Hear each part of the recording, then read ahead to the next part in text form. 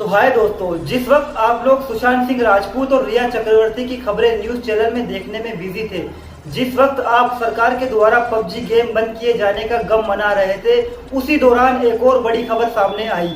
और वो खबर खुद सरकार द्वारा जारी की गई कि देश की जीडीपी लगभग 23.90 दशमलव गिर चुकी है। जी हाँ दोस्तों, मतलब देश की जीडीपी 24% नीचे चली गई है। इसका मतलब सीधा सीधा अगर हम आंकड़ों में बात करें तो लगभग 8 से 10 लाख करोड़ रुपए का नुकसान देश को हो चुका है। अब आप में से बहुत से लोग सोच रहे होंगे कि ये जीडीपी क्या होती है। दोस्तों, अगर हम बात करें सामान्य शब्दों में तो जीडीपी का मतलब होता है सकल घरेलू उत्पादन या फिर ग्रोस डोमेस्टिक प्रोडक्शन। जीडीपी को हम इस तरह से समझ सकते हैं कि देश के अंदर एक साल में जितना भी उत्पादन होता है, चाहे वो मैन्युफैक्चरिंग सेक्टर से हो, सर्विस सेक्टर से हो, बिल्डिंग सेक्टर से हो, एग्रीकल्चर सेक्टर से हो, उन सबका टोटल यानी कि सकल उत्पादन जो होता है उसको जोड़कर ही जीडीपी सामने आती है। हर साल जीडीपी को पिछले साल की जीडीपी के आधार पर मापा जाता है, उसके आधार पर ही जीडीपी निकाली जाती है। मान लीजिए कि पिछले साल की जीडीपी 100 थी और इस साल की जीडीपी अगर 110 होती है तो आपकी जीडीपी 10% कहलाएगी। सरकार के द्वारा हर क्वार्टरली जीडीपी के आंकड़े जारी किए जाते हैं। लास्ट टाइम जब जीडीपी के आंकड़े जारी किए गए थे तब देश की जीडीपी 3.5 दशमलव थी। वहां से गिरती हुई जीडीपी कोरोना की वजह से अब 23.90 तक पहुंच चुकी है। दोस्तों, अगर हम गिरती हुई जीडीपी की बात करें तो पूरी दुनिया की जीडीपी ही लगभग गिरी है, लेकिन सबसे ज्यादा इंडिया की जीडीपी को नुकसान हुआ है।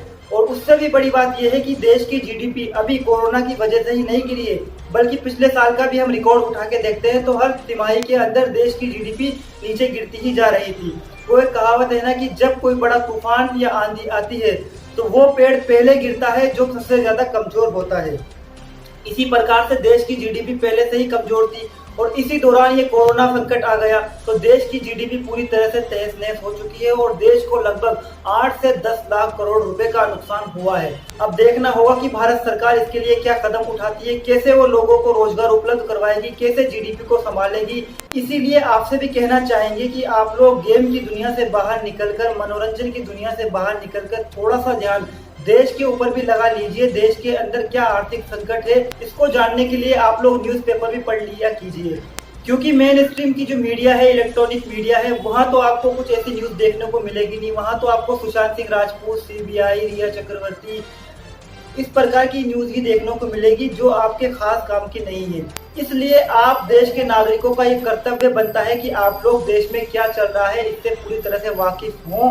और इसके लिए जरूरी है कि आप व्हाट्सएप यूनिवर्सिटी की खबरों को छोड़कर जो वाकई में देश में कुछ हो रहा है उस पर नजर रखें। फेक खबरों पर ध्यान बिल्कुल मत दीजिए। मेरा नाम था शाहरुख खान, आप देख रहे थे द विजडम स्टार।